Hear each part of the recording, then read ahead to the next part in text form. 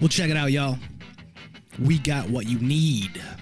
We're all living in apartments, condos, vans. Well, dude, even you can have a studio in a box. Yes, we can help you with that right here at Blind Knowledge. We work on your budget, and we figure out your measurements. We'll get you the best sound for the best price. Let me know, 877-237-1143 or at blindknowledge.com. Yep.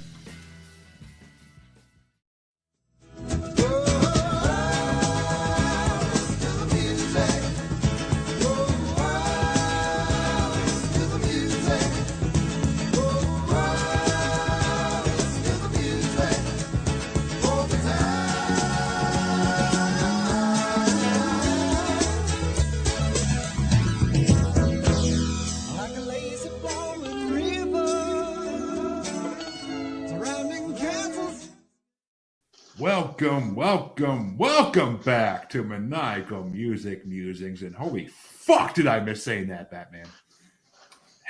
I am your lovable host, as always, Jeremy. Glad to be back like dynamite bursting on the scene today. We're taking this shit to the hilt today. Sorry, ladies.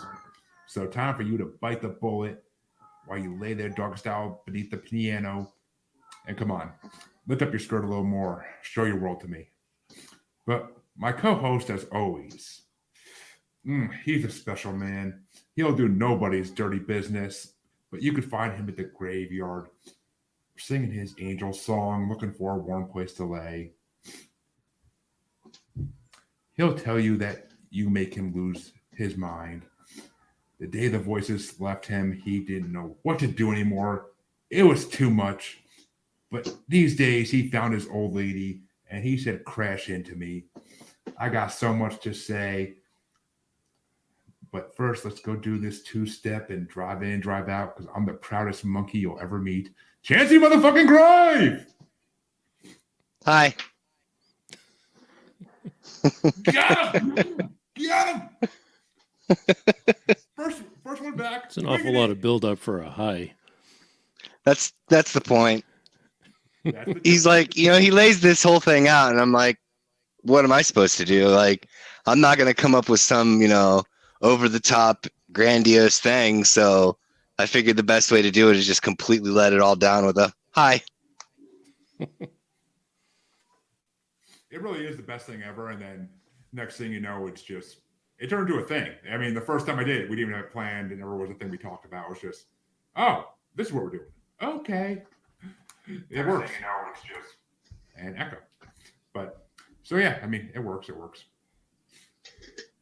And that link is in the private chat if you want to use it, Jay. But yes, your musers are back after a little bit over a month delay from our regularly scheduled episodes. But luckily, we had some in the backlog for our listeners, and we are more than happy back with someone who is literally the person I've talked to the longest to get into one of my podcasts. That is Jay Franze. And I might just fuck that up. I don't think so, but I might have. Yeah, you totally messed it up. Thanks, Chancy. Love your vote. As a guy who's used to getting his name messed up, I had to say something. Jay is a producer. More French than normal. That's all it was. Hey, yeah. I am on improv podcasts a lot for my accent, so thank you. But the voice you're hearing, folks, is Jay. He's a producer, an engineer, and he's the host of Franze and Friends Podcast, which we're going to let him get into that at the end. Shut up, Nancy. But the first thing we'll say is, how you doing tonight, Jay? I'm doing very good, sir. How are you? Battling the end of a COVID battle, but I fought worse battles in the last month and a half, so I'll live. And we won't get into those battles because we don't tell war stories. But, Jay, so you're a producer and engineer, but what exactly do you do in the music business all around, basically?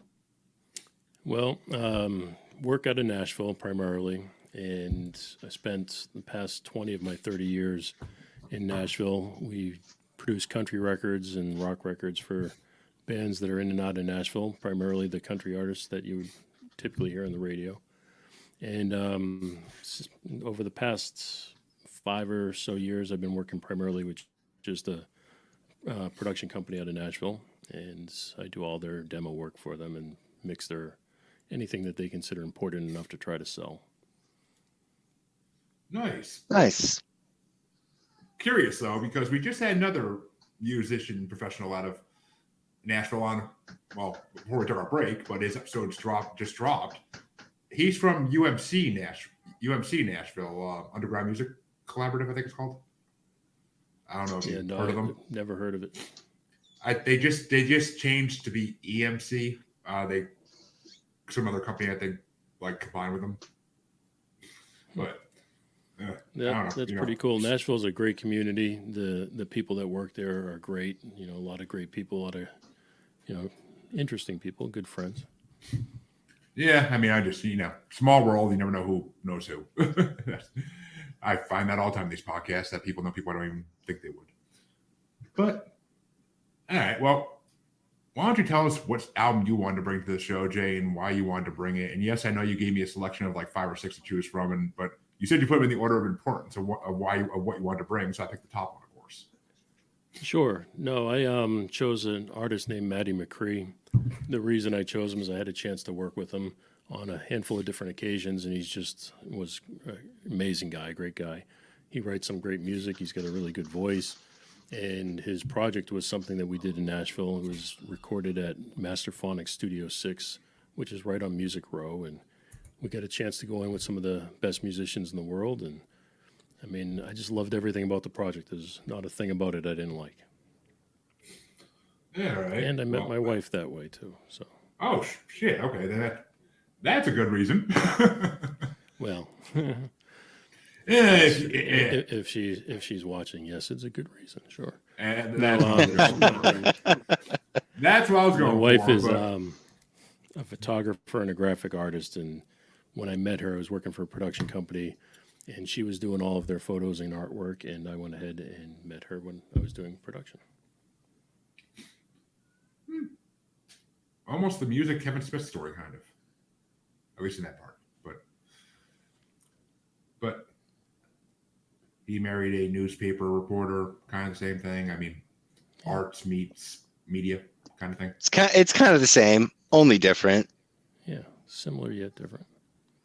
And once again, me and Chancy's just coerciveness just goes so well together. But it's called chemistry. Yes. So, and what's the name of the album you brought? I don't remember if you said it or not. And Closer to More.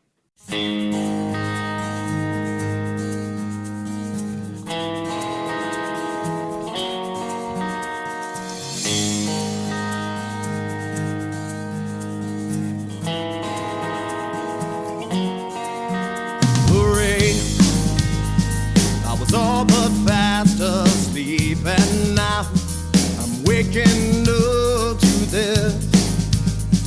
It's magic and so beautiful. Promises like glances fade away, and joy is just a thing you feel.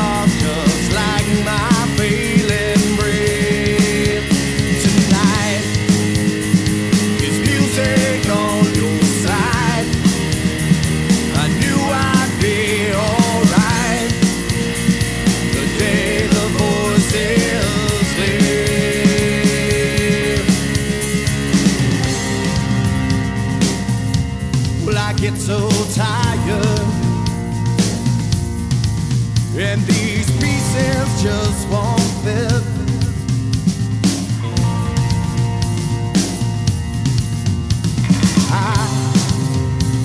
I feel like no one knows. Tell me this, do you believe in me?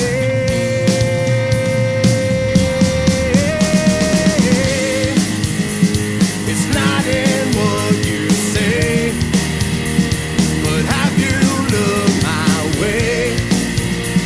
These words get lost just like my fading breath tonight.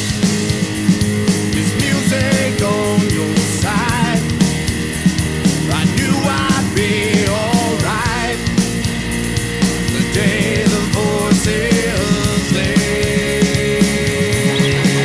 Oh, hey, it's not in what you say, but have you looked my way? These words get lost just like my failing breath tonight. Oh, it's music on your side. Yeah, I knew I'd be alright the day the voices leave.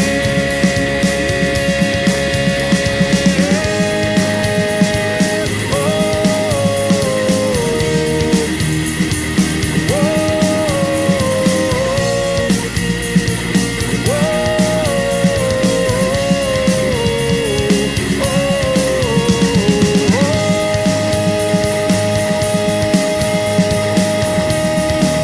yeah, I knew I'd be alright.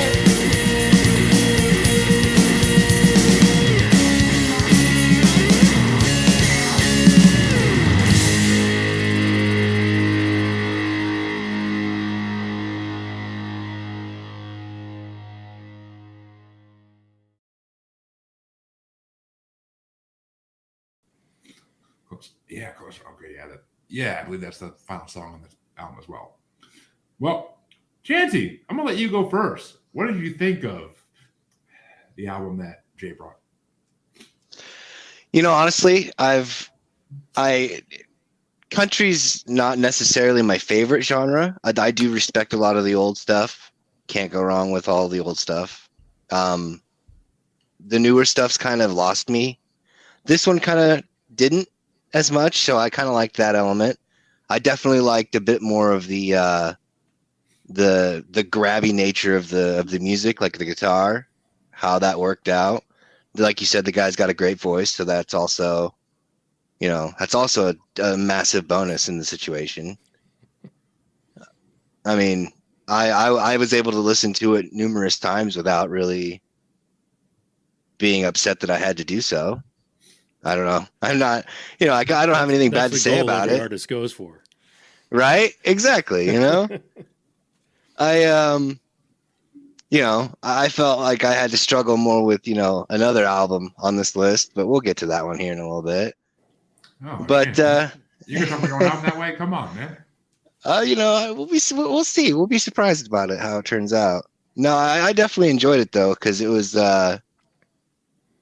like a palate cleanser, so to speak. Well, I mean, I agree with everything Chance said in most parts. I mean, the guitar work was amazing on the CD. I think guitar work was very well done. Drums seem to be lacking a little, I would say. I mean, they could have been a lot more drum hitting on there.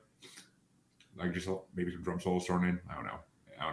I mean, they say the drummers are like the least important part of the band always, so I don't know. That's the bassist. It's the bassist is the least important person of the band.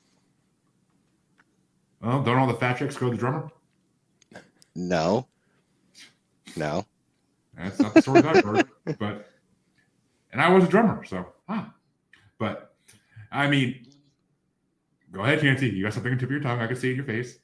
Nope. I'm good. Nope. My mama taught me better than that. I'm not doing it. No, I'm not going to do it. Well, his voice is definitely great.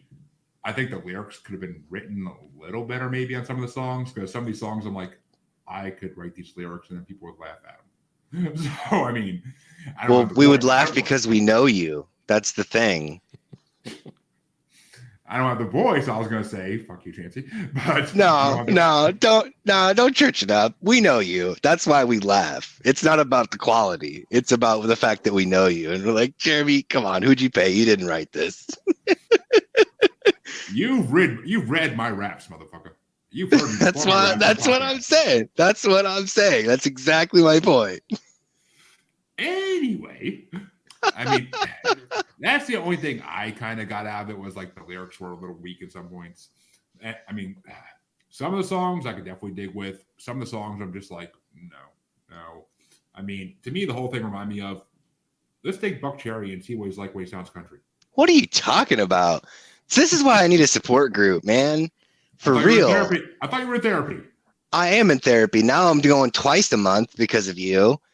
But I'm just saying, I don't understand how you make these comparisons that are just massive butchery. Like, if anything I was ever going to say would be like, this kid would have made a boatload of money in the early 90s, because it was almost kind of like that Hootie and the Blowfish vein, a bit more rocky, a bit more country, but still in that vein. Same town. See, no, Well, that's pretty cool. Nashville, but a lot of people from Nashville. But they're both from the Carolinas. They both from South Carolina, I think it was, and they both grew up in the same scene and played together at the same bars.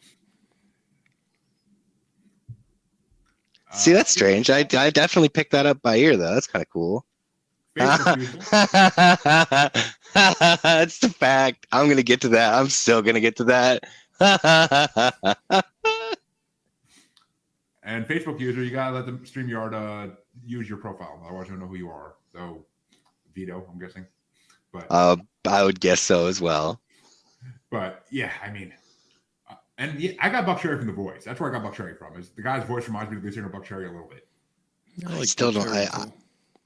I don't get where you pick that up, though. I mean, nothing wrong with you liking Buck Cherry. It's just I don't get the reference personally. Buck Cherry's version of Too Drunk to Fuck is amazing, and so is Cream.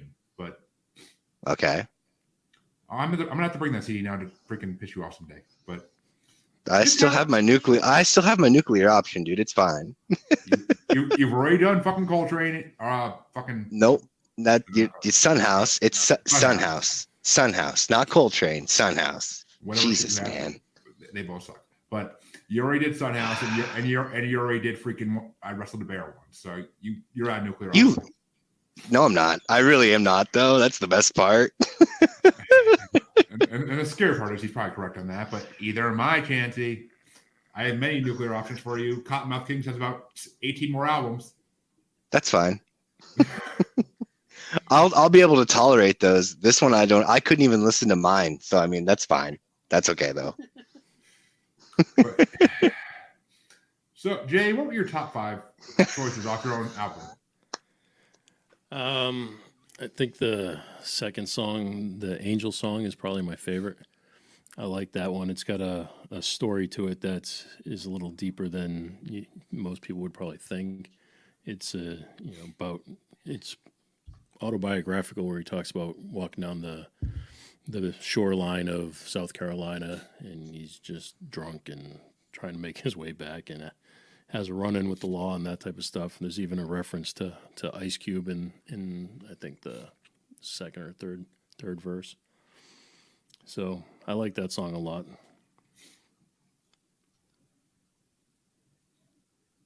Any other ones, or is that just one? Oh yeah, no, I've got plenty of other ones. Closer to More, the title track. That one to me, I call it the stalker song because he talks about standing outside somebody's window.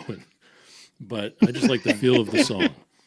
The piano player on that was Charlie Judge, and he just came in and knocked out the piano on that in one take. And I just really enjoy the feel of the song, the story behind the song. It felt different than the rest of the album to me. So there was a couple of songs that kind of stood out to being a little bit different. The other one was You Lose My Mind. Also had a slightly different feel than the rest of the album, a little bit more piano-centric than guitar.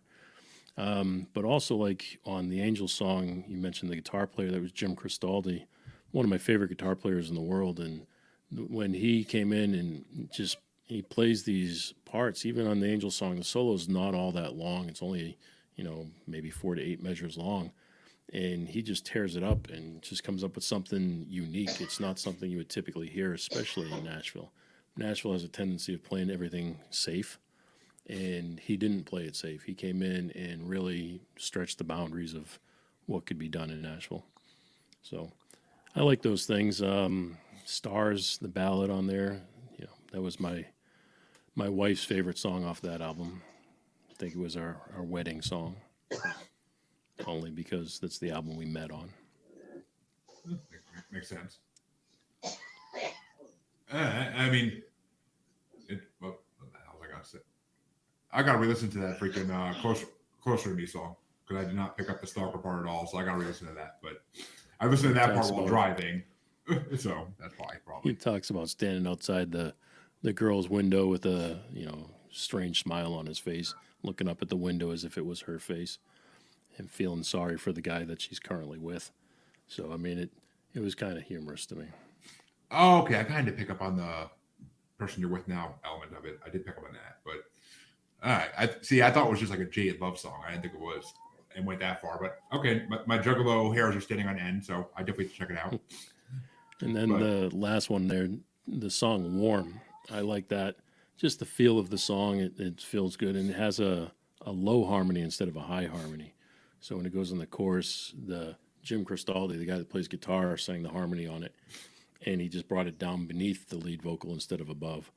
So it just gave it a different feel, gave it a little bit more of a angrier feel, I guess, to it.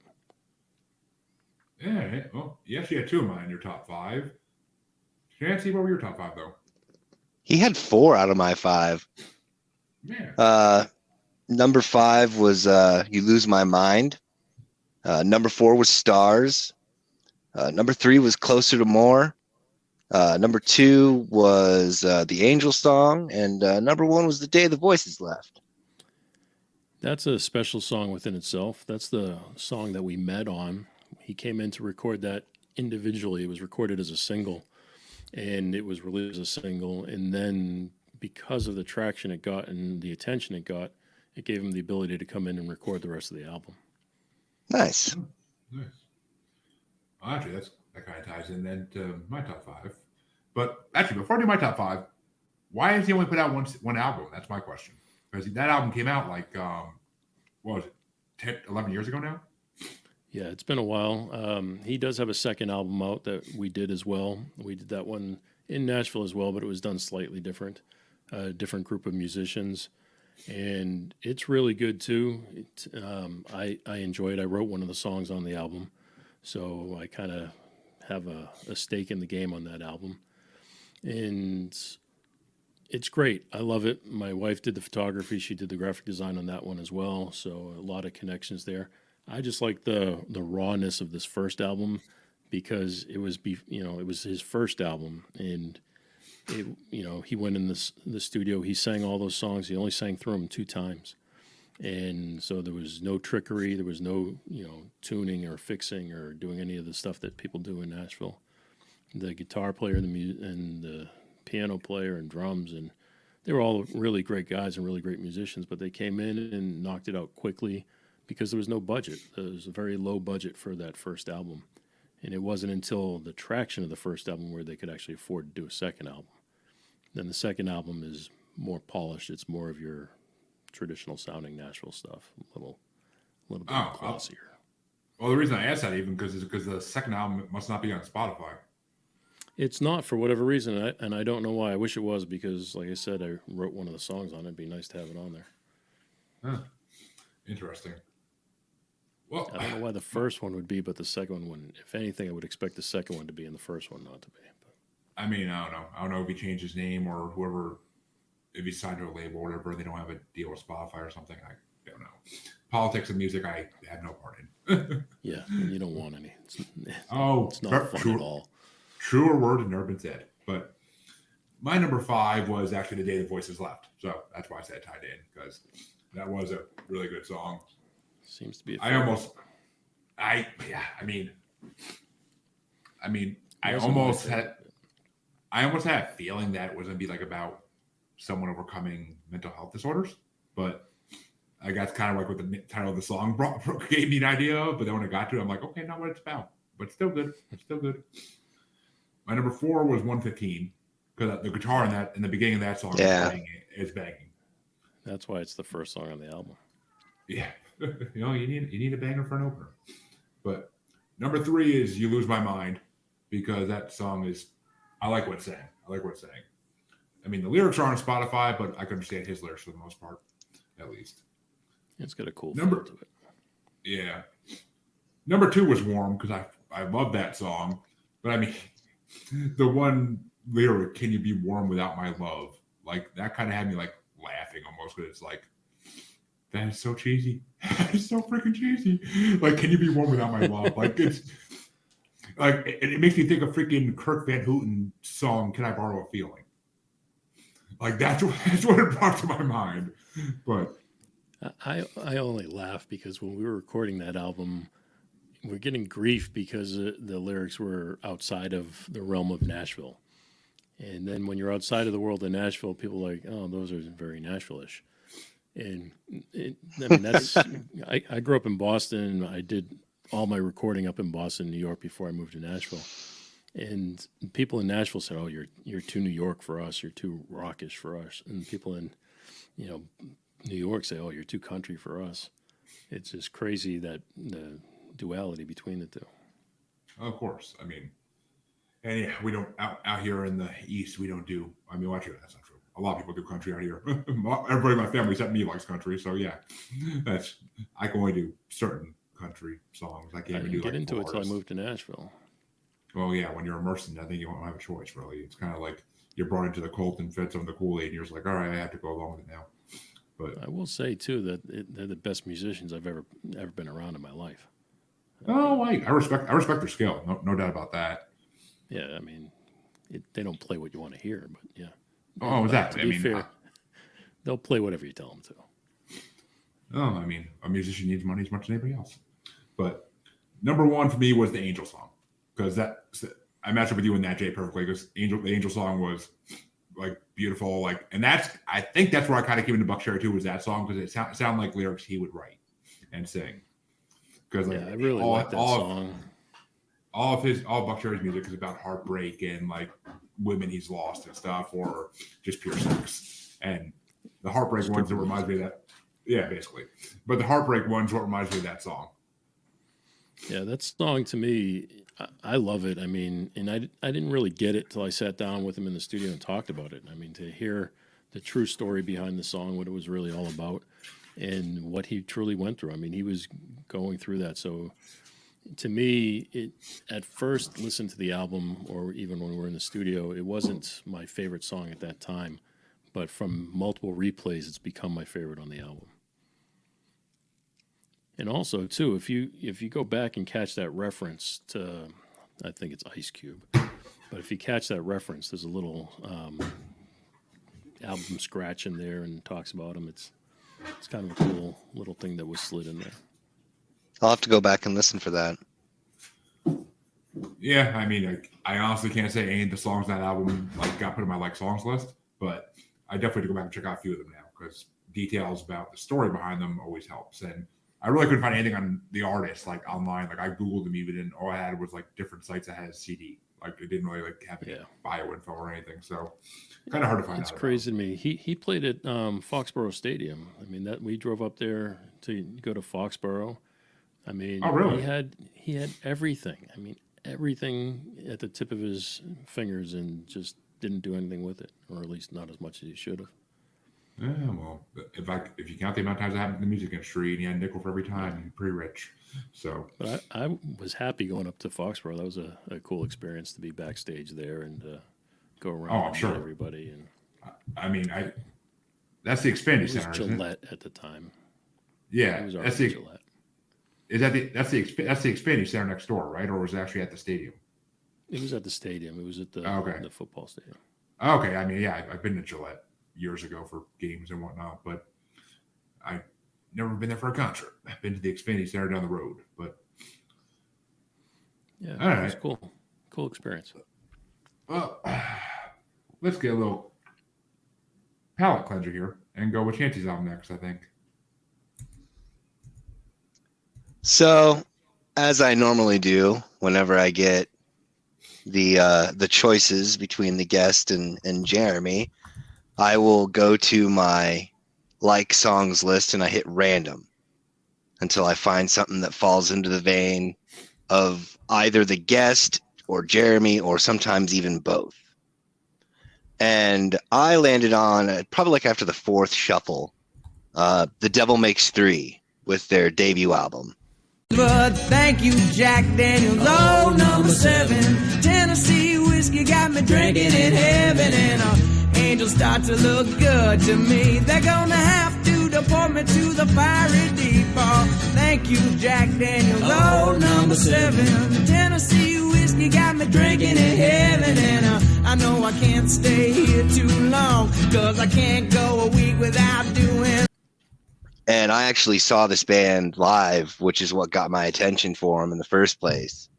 And it was a good show. I mean, it was kind of I have a friend of mine that's kind of in a bluegrass band. So it was kind of one of those things that kind of got me into the thing a little bit. So I was able to give it a bit more of a try. But then seeing them live like that, it really sold it for me. So I was like, you know what? You know what? I'm not going to try any harder to find something that matches more perfect. This is good. I'm going to go with this one, and we're going to see where it lands. I'm glad you didn't try any harder, because I've never heard of it before, and I actually liked it. So I appreciate that. Oh, Yeah. Well, it is time for your review of Chancy's album, Jay. So, I mean. All right then. Like I said, I've never heard it before. My first time. The name sounded vaguely familiar, but I wouldn't have been able to pick them out of a crowd at all. The album, the very first track, I was like, oh, this is different. I didn't expect the entire album to be like that, and it was. So, but it had different feels to it, and it reminded me, different tracks reminded me of different artists here or there. But overall, it was pretty unique. I mean, I live in Kentucky right now, just north of the Nashville area, and there's a lot of bluegrass here. And I wasn't expecting it to be as much of a bluegrass album as it actually is. It's got that cross between bluegrass and folk and rock, and it kind of does a good blend. I didn't expect it not to have drums until I realized it was more of a bluegrass feel than, a rock feel. But I think some of the songs and the lyrics in the songs were a little bit more aggressive than your typical bluegrass song. And I think that made it pretty cool to me. And I mean, there was a few artists, like, I don't know if you're familiar with Jeff Howell. He's a blues artist. He's out of Louisiana. And the name's familiar. He's got a bunch of great blues albums out. He's just a great singer, and he's very funny as well. But one of the songs on the album reminded me of him. And another one, I forget who it was. I made a note of it somewhere. What's the name of the artist? I'll think of it in a minute. But one of Ken 11, and remind me of Ken 11, who is kind of a folksy singer, but he's an aggressive folksy singer. So he's got a song called Nightmares and Cigarettes that I really, really like. So there you go. I thought overall it was a great addition, and I liked it enough to talk to my wife about it. I played it for my daughter today. So it was pretty cool. I really enjoyed it. Nice. Thank you. Chance a lot. Our first episode back, and this is what you give me. This is what you give me. And I actually couldn't be happier. It was actually rather enjoyable. I mean, I didn't ask for a Dropkick Murphys Gone Freaking Folk, but that's kind of what I got. Yeah, you could say that. Yeah. Because honestly, the way their songs go together, and the way that their lyrics, and just like the way their music goes back and forth, it reminds me of Dropkick Murphys a lot. But very that's folky. Folk's the wrong word. Okay, hillbilly folk. There you go, hillbilly folk.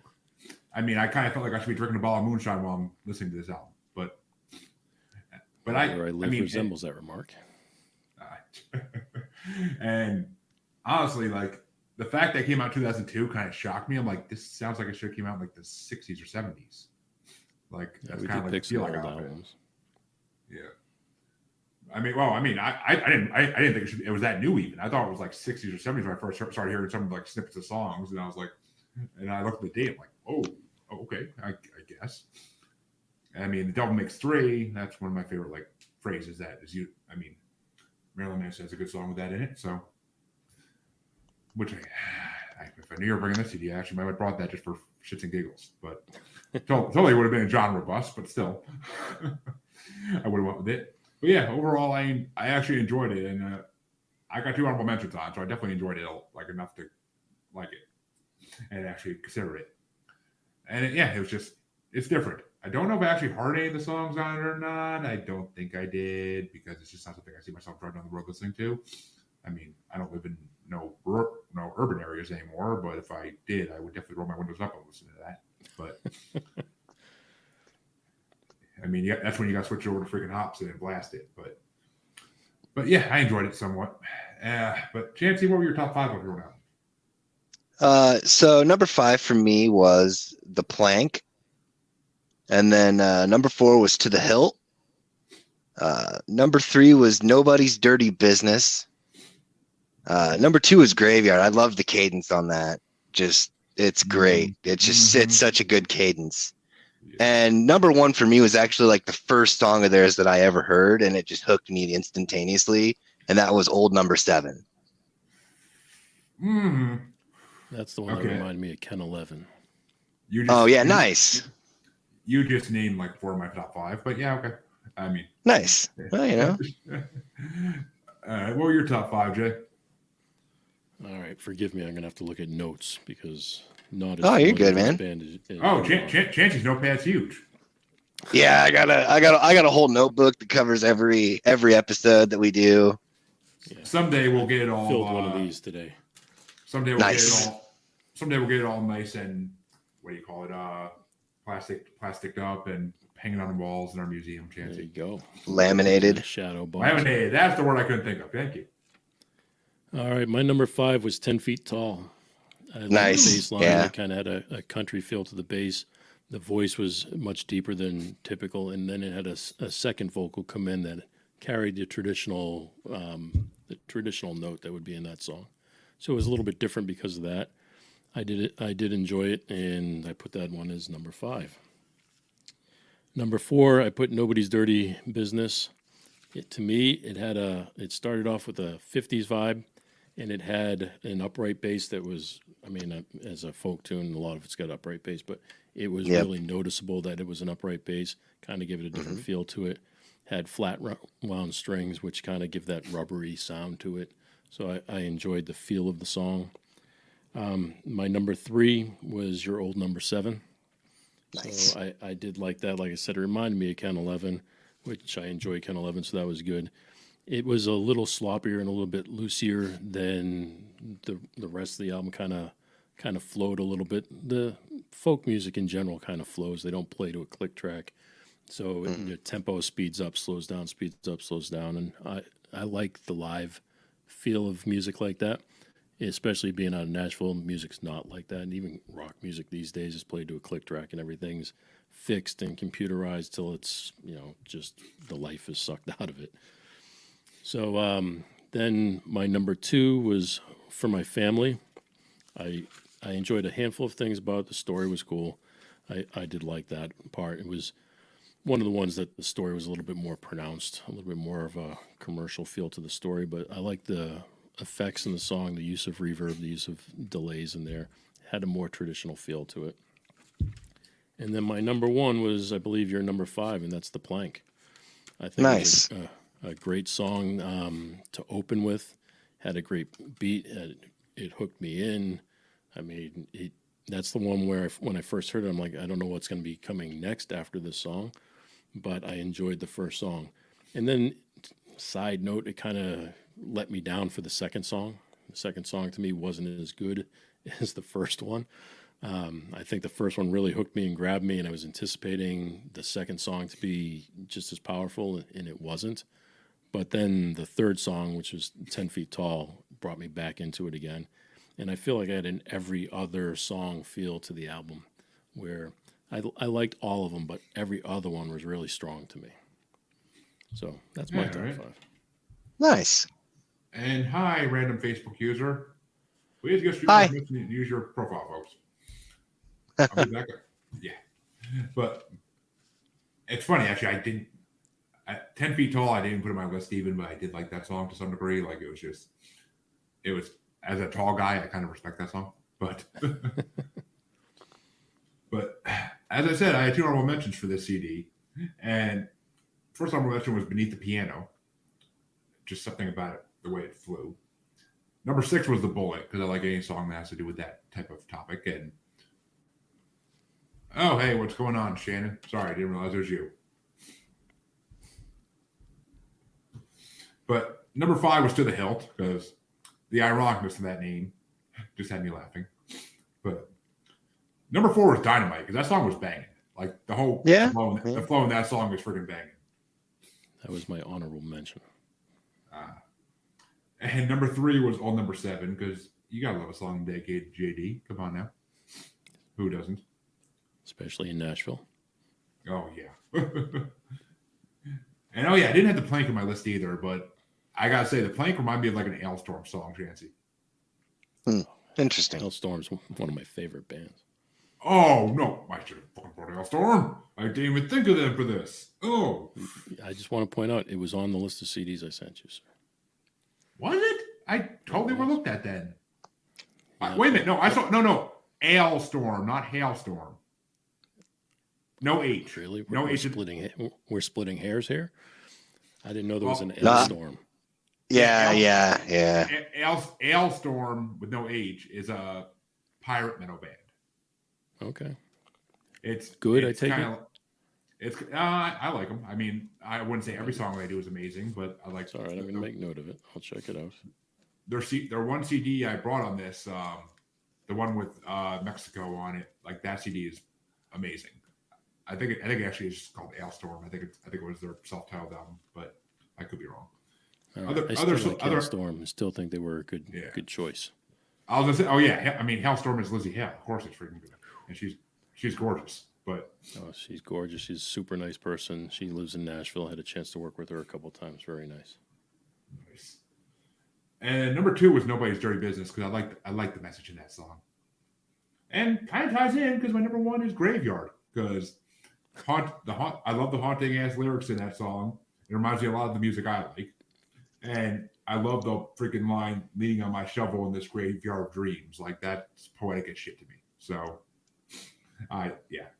like, Graveyard was definitely the best song on the album, and I freaking fell in love with that song. Actually, I might have hearted that song. I might have. If I didn't, I really had to go back and heart it, because I was listening to it at work in between calls, and I just didn't think to heart it. I don't think at the same time, but then again, I might have. I don't freaking remember.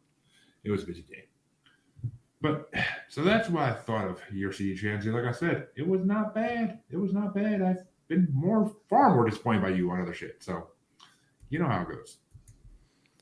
But I just noticed some of the finger picking in the album was the ones that were really fast, got a little sloppy. I don't know if you felt that at all to me, but I felt. Yeah, I definitely picked up on some of the sloppy nature. I feel like that's supposed to be there though for that type of music. Yeah. No. Exactly. I believe. Sometimes. I mean, it really depends. Yeah. Yeah. Movement and tempo, yes. Sloppy and precision, not necessarily. But right. I really enjoyed the album as a whole. So, and I enjoyed the flaws in the album too. There was a bad note or two in there, and it still worked out. Well, I like that they kept it in there. Yeah. Oh yeah. Well, my guess is they just recorded it down live. Yeah, that's probably right. They do. I mean, when I saw them live, it sounded basically the same. So yeah, I would definitely buy that for sure. Bluegrass is like that a lot. When they play together, and they play live, and then whatever gets down is what's down. Oh, it makes sense.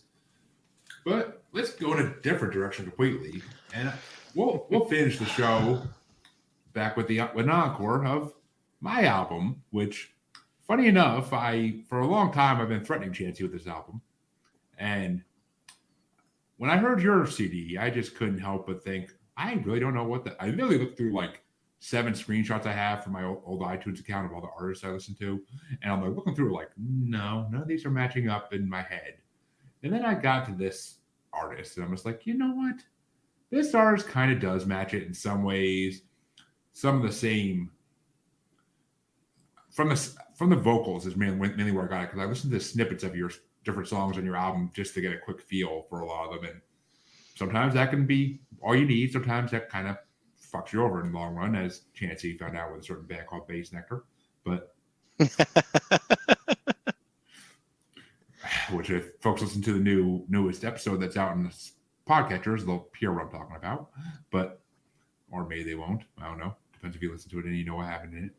But I mean, I decided to bring the long faded album that was supposed to come on this show a long time ago as a kind of a tribute to my father, which I'll get to in a second. But the CD I brought was Dave Matthews Band's Crash album.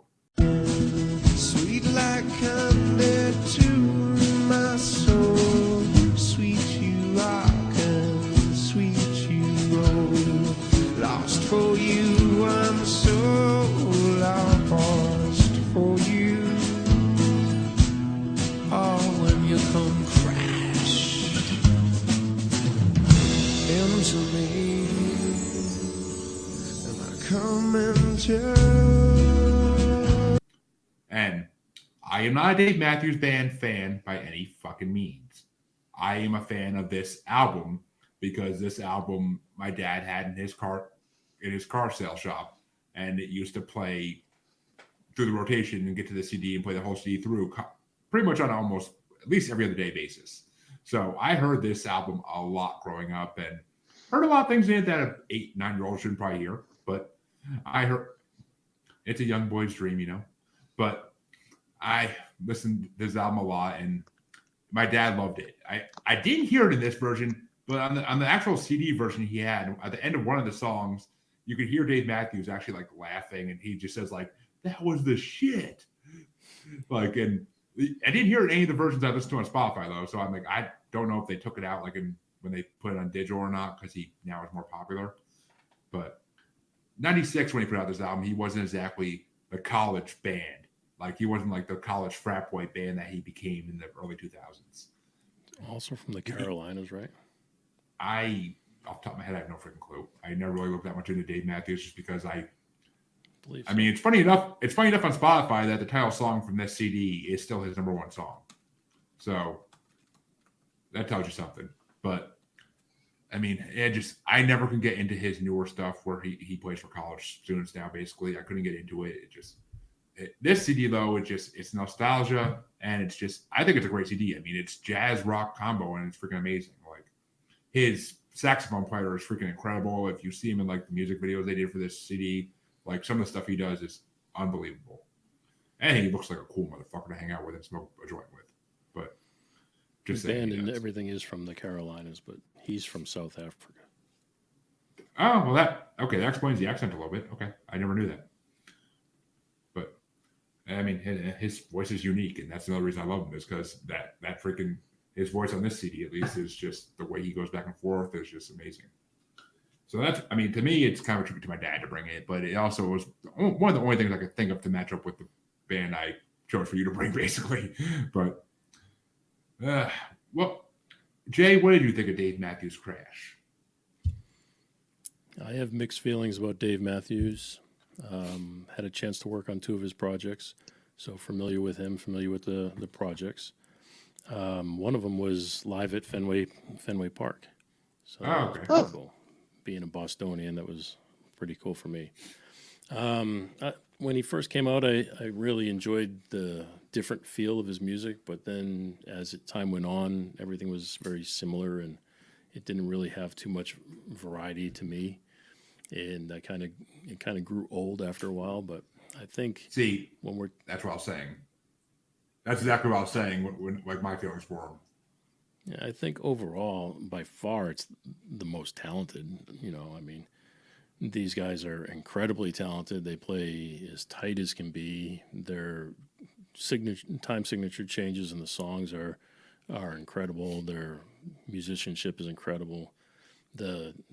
engineering, the production, the tonal quality of each sound, is the clarity of everything. Everything is just pristine. It just comes down to whether or not you like the songs, and I like a lot of them. I just don't like all of them. So I wouldn't consider myself to be a big, huge fan, but I do like them. And overall, I think as far as lyrics go, I think he's got a really smooth, easy to listen to voice. However, a lot of the words and the way he phrases words, they become distorted, and I can't understand what he's saying a lot of the time. So depends on what song he's singing. He's not the first singer you could say that about in history, though. That's for sure. I mean, what's his name? I can't think of his. I can't think of his name. He's a '60s guy, but I can't think of his freaking name. But every time I hear his songs, it's like you don't know what he's saying. And Shannon says she feels like he's medium. He's a filler. And apparently, her brother went to Berkeley in Boston. So Berkeley's awesome. Yeah. But Chancy, all right, let's hear your raving review of Dave Matthews. I'm almost afraid. I was gonna say, are we ready? So, let me get Wait a minute. I gotta adjust my bedpan. All right. So did not need. Right. I am also not a fan of Dave Matthews. Not necessarily. The band is tight, like Jay was saying. Solid band.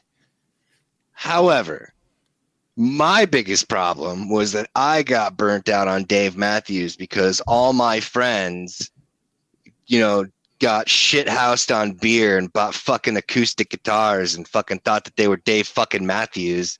So all we listened to for like 3 consecutive summers is Dave Matthews, Jack Johnson, Sublime, and one other one that I can't remember because I've never literally listened to it again ever since. And if I'm going to be brutally honest, you said something about Crash Into Me being his most popular song. And I'm saying that's probably not even because of Dave Matthews. It's probably because of the weird Arby's guy video where he's literally just there. He's like, I'm the king of the castle and you're the dirty rascal. Crashed into me. See, I don't know that video, so I have no idea. You have to watch it, dude. Even Jay knew. Even Jay got it. You got to watch the video. It's hilarious. It's literally this guy who superimposes himself into news stuff, and he's just basically the super awkward guy, and he's always like so unsure of what he's saying. So he'll say something, and he'll be like, I don't know. And he fucking goes on these tirades. It just breaks down into this long, monstrous tirade. And then he always finalizes it with this thing like, but maybe Satan's cool and stuff. I don't know. Just weird. And honestly, I got 5 out of it. That's basically it because I felt like I had to. Honestly, only one of his songs I've ever truly enjoyed. And that's just mostly because it was the only song that they couldn't fucking play.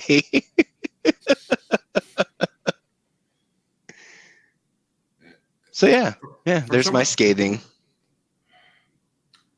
For someone who likes fucking Sunhouse, you can't respect the fucking music behind this CD. How dare you compare Dave Matthews to Sunhouse? Sunhouse laid down the fucking template, man. Dave Matthews took it to another level. I'm like I'm having a fucking aneurysm right now. You pulling a Freddy and having a stroke? Oh goddamn, dude! Like Sunhouse and fucking Dave Matthews? No, sir. No. They're not even.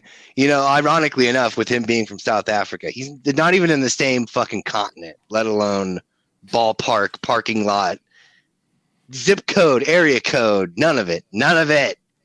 No, sir. Hot garbage. Hey, Dave Matthews played in the ballpark. I don't think fucking Sunhouse did. You know what? Didn't just play in a ballpark. It was Fenway Park.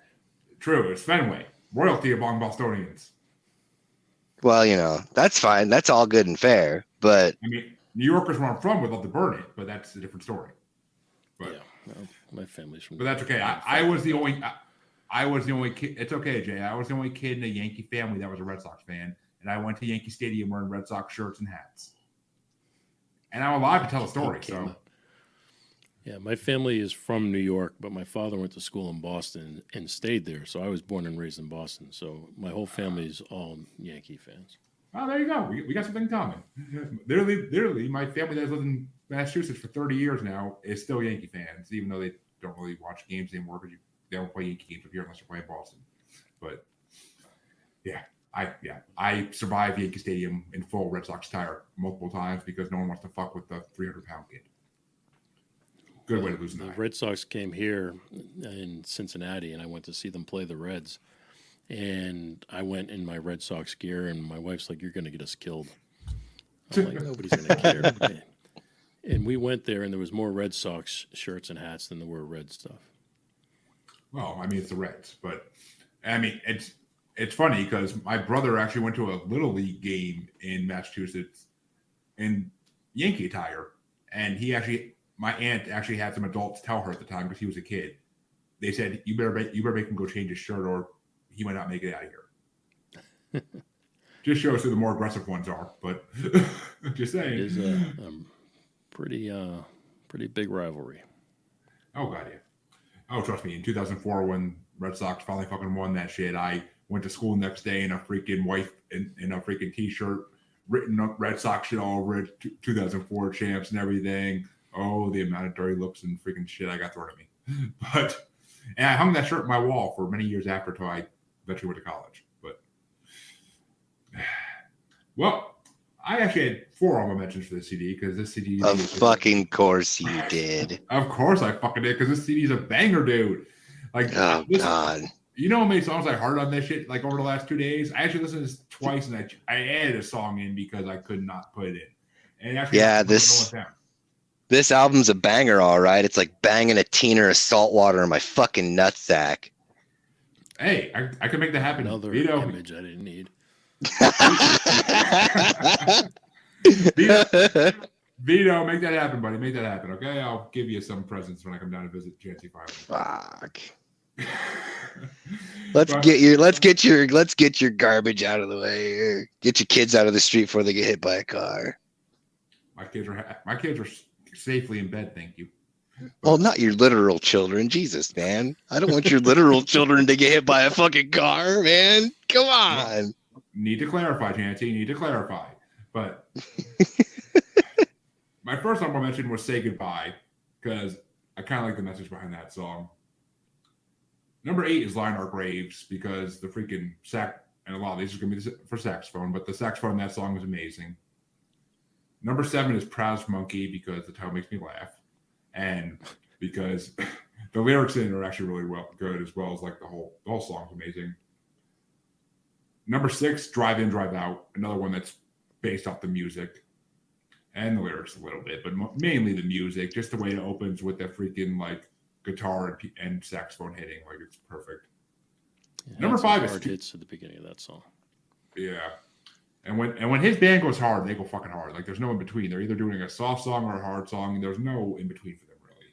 They don't do like we're just gonna keep it at this level. No, we're gonna go up or down. It's not gonna stay here. Number 5 was Two Step because that song is just pure fire rhythm the whole way through. Like the whole way through, just fire rhythm. And it's funny because a lot of these songs I forgot about completely because I haven't listened to this album in full in probably 20 years. But number 4 was Tripping Billies because that song makes me laugh my ass off. Because I don't even know what the hell a Billy is supposed to be. I'm guessing it's like a South African name for something. Billy Goat. I mean, I do you really think it's where he was going with that? I don't know. I mean, I'm thinking Billies is slang for something in South Africa now that you say it's from South Africa. Like maybe cops even. I don't know. But I'm sticking with Billy Goats. It's like tipping cows. Actually, fucking Googling that shit. Because I'm curious.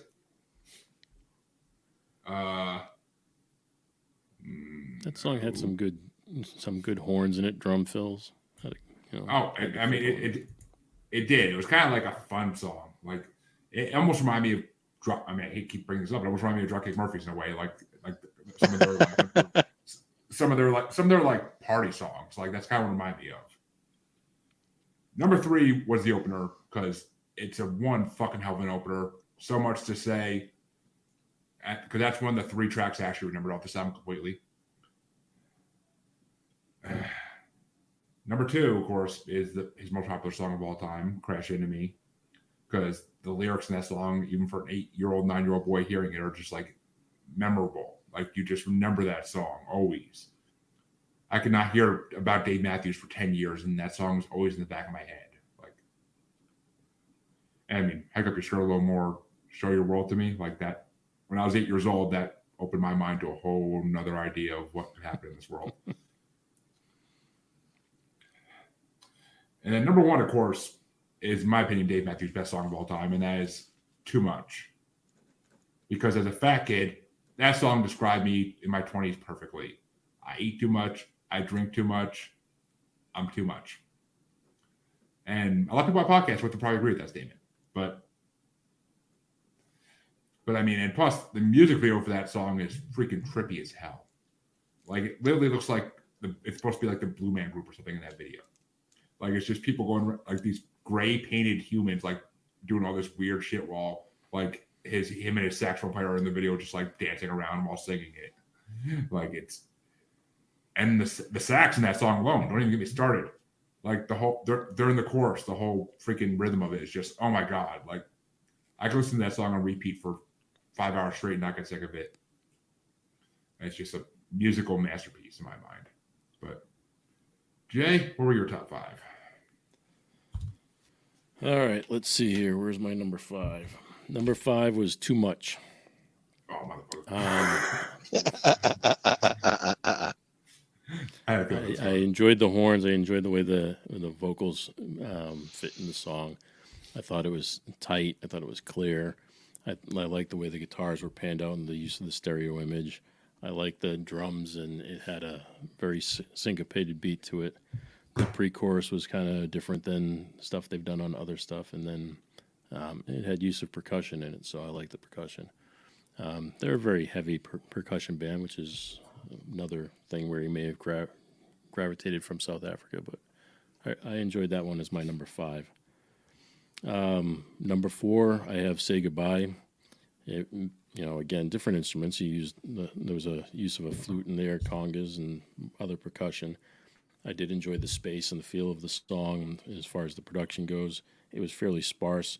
It did have a long intro, but I liked the drum fills in the song. They were, all the fills in the song fit the song, but they were very, very fast, very complicated fills for the song. So I enjoyed that. My number 3 was Trippin' Billy Goats. I thought it was a big sound. I liked the horns. I liked the drum fills. It had a really good feel to it, and it added the fiddle in that song. Nashville fiddle, not violin. Number 2, Crash Into Me. I liked the drumming. I thought it was clear, tight. I liked the vocals. I liked the emotion in the song, and it had really big tom sounds to that song. So I enjoyed the production choice there. And then number 1, folks, was the opening song, So Much to Say. Again, there's a reason why it's the opening song. Again, clear, tight. The production was cool. It had great musicianship on that song. For them to be able to play that song with the key signature changes and everything and stay tight and keep it going, I thought was really cool. And, I mean, there's other songs on there I thought were good, but I think the difference between this band and our other 2 albums for the night is that this one was a very, very tight and very polished album. And I thought the Devil Makes 3, I thought that was the exact opposite. And then I thought Matty McRee was right in the middle. So, I mean, I think as far as albums go tonight, I think production-wise, we've got a perfect representation of all 3 options. All right. And actually, I still can't find out what the fuck Billy's means. This doesn't bother me for weeks. But I should have thought I want to. But apparently, this album is 7 times platinum, And it sold, and even in 2000, it sold 7 million copies by that point. And it's still his best-selling album to this day. So it says something about the album at least. And it got to number 2 in the Billboard 200 on the weekly chart it came out. So, and yeah, it's like a song, Summer of Boys. There's so much production that it makes a song that a vibe. I don't know. But yeah, I mean, yeah, I like it. I love it. And Chancy, what were your top 5? I'm dying to hear it. So, ironically enough, as I was sitting here looking at my top 5, I realized I could actually make this all flow into a single sentence and have it just be completely fucked up. So, prepare yourselves. Number 5 was 41, or number 41, which is the number of times I thought about starting a 12 gauge while I was listening to this fucking thing. And then number 4 was Lie in Our Graves, which cause and effect. How you doing? Number 3 was Too Much, because I realized now number 2 is I've got so much to say. And then number 1, Crash Into Me is only famous because of the Arby's guy. I don't give a fuck about what anybody else does. I'm pretty sure that song got famous before the Arby's thing was even a thing. So maybe it's possible, but I'm still sticking to my guns. I don't know. I don't know. The internet was really a thing like that in '96. So yeah. I was sitting here and I was like, oh, that's fucked up. I'm going with it. I'm fucking going with it. It's good. It even works too, because that's my top 5 in order. 5-1. That's funny. Oh shit. We're never getting monetized. Hey, no. If freaking so many other people have gotten monetized that are way worse than us, so come on now. I think a couple of your followers got the meaning of Billy. Oh, apparently, that's what that is? I didn't know what the fuck they were trying to... Okay, well, it's Billy spelled with I-E, but Billy is a condom, apparently. Oh. So you're okay. Kicking condoms. Okay, that sounds like a way to get certain stuff all over your shoes, but okay. You'd be tripping condoms? Not kicking them. Okay. Yeah, I was going to say, so then, is that liquid LSD they put in that motherfucker? That's scary. That just sounds like bad fucking news. That just sounds like a bad day. I mean, are they playing jump rope with them and then tripping over them? Like, what the fuck? It's something. I don't know, man. I'm sticking with goats. Unknown. I was going to say hillbillies, but yeah, I'll stick with goats too, man. Tripping billies. Yeah. Hillbillies. I like that one, actually. I'm sticking with that one. Tripping hillbillies. So they went to a Devil Makes 3 concert and they're tripping the fans there. So, hey man, that'd be fucking all right. That's what happened with Mosh Pit. But do you guys ever hear of Mike Errico? I don't think that I have. Can't say I have. He's a singer-songwriter out of New York. Kind of when you're talking about your Devil Makes 3, you just remind me of him. And you were talking earlier about hiking up your skirt and that lyric line in there. Mike Errico has a song called Daylight, and it's got the best second verse of a song ever.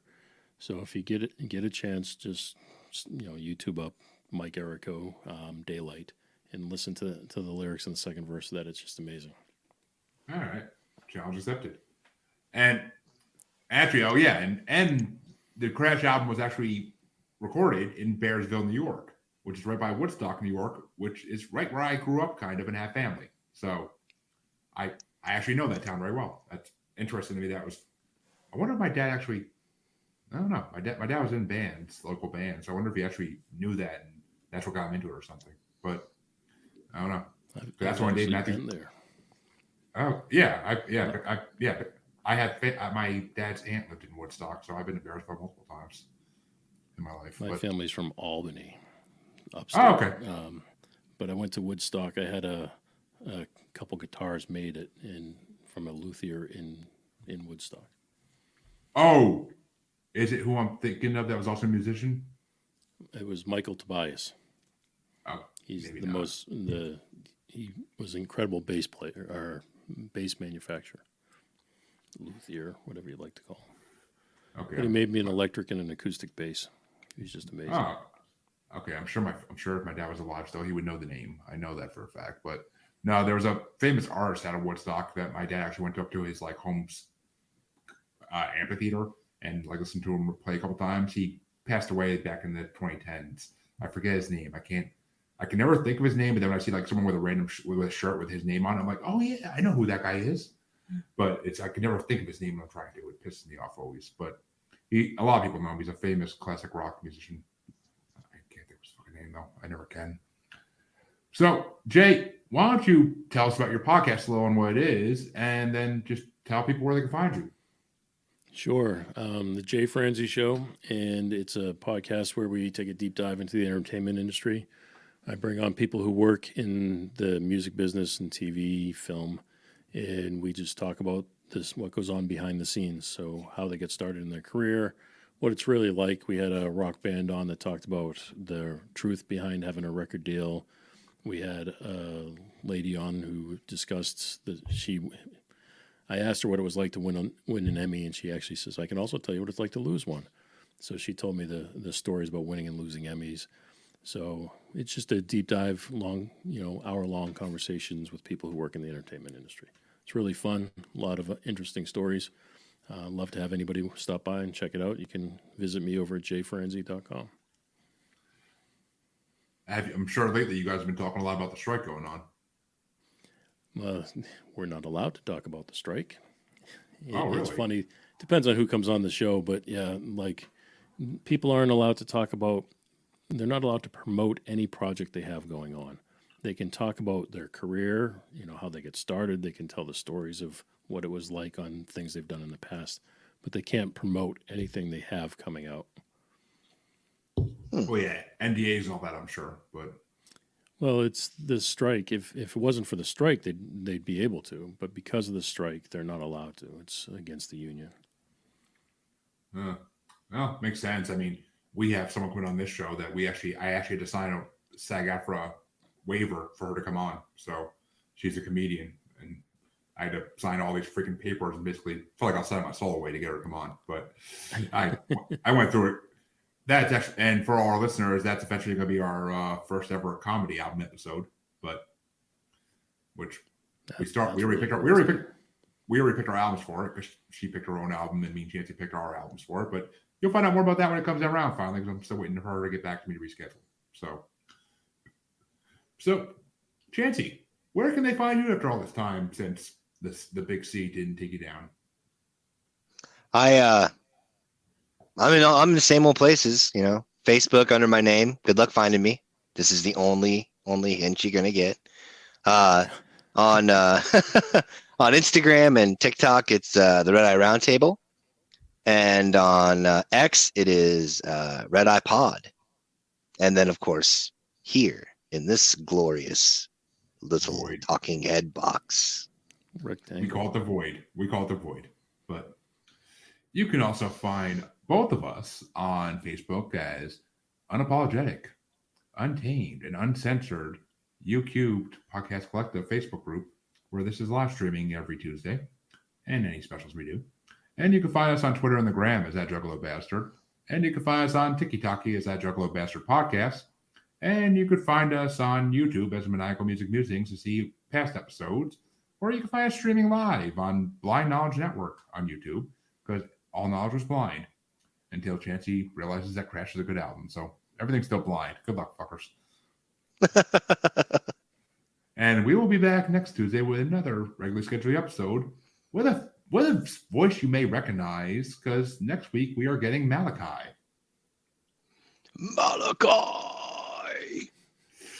One of our most famous bracket regulars. So come on back and check it out. And folks, the first part of the Rolling Stone bracket, that's right, the top 500 Rolling Stone songs are getting broken down one bracket at a time for 25 months.